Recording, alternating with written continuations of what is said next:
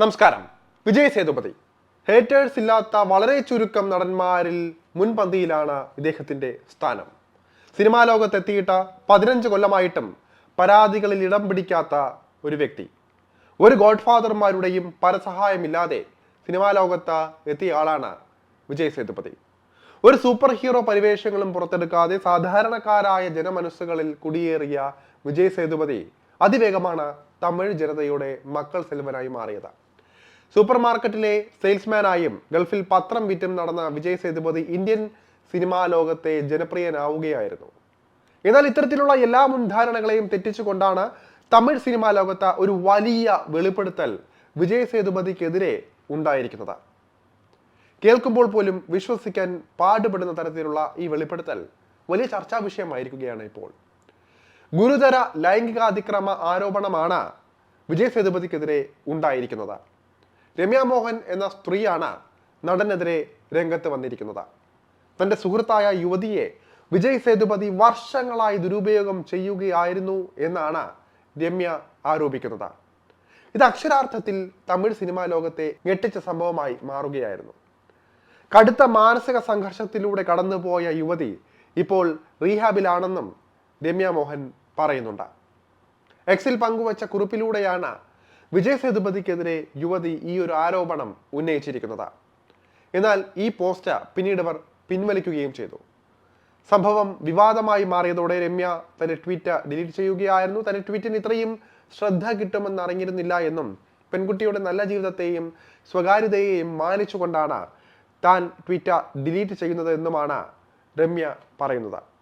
കോളിവുഡിലെ casting കൗച്ചിനെ പറ്റിയും മയക്കുമരുന്ന് സംഘങ്ങളെ പറ്റിയും കൃത്യമായി ഇവർ ഇതിലൂടെ പങ്കുവയ്ക്കുന്നുണ്ട്.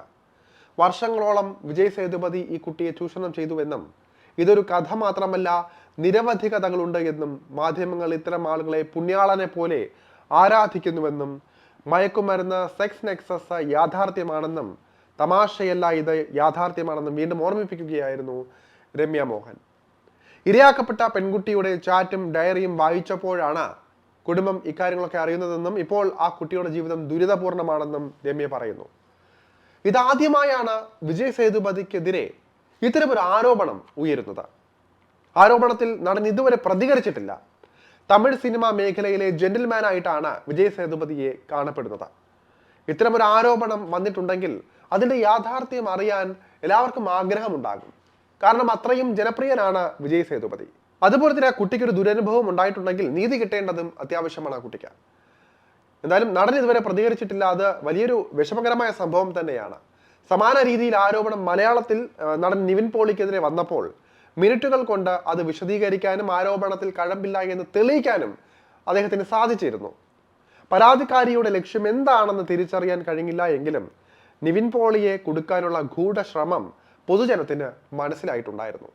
അതുകൊണ്ട് തന്നെ പ്രിയതാരത്തിന് പിന്നീട് കോട്ടങ്ങളൊന്നും സംഭവിച്ചതുമില്ല. ഇവിടെ വിജയ് സേതുപതിയിൽ നിന്നും ആ ഒരു സമീപനം തന്നെയാണ് പ്രതീക്ഷിക്കുന്നത്. മൗനം തുടരുന്നത് ദോഷകരമായി ബാധിക്കുകയുള്ളൂ. ഇത്തരം ആരോപണങ്ങൾ തുടർന്നും ഉണ്ടാകാൻ ഒരുപാട് സാധ്യതയുണ്ട്. ഒരുപക്ഷെ സിനിമാ ലോകത്ത് വന്നതിന് ശേഷം വിജയ് സേതുപതി കടന്നു പോകുന്ന ഏറ്റവും പ്രതികൂലമായ സാഹചര്യമായിരിക്കാം ഇത്. സിനിമയിലെത്തിയ ശേഷം തിരിഞ്ഞു നോക്കേണ്ടി വന്നിട്ടില്ല വിജയ് സേതുപതിക്ക്.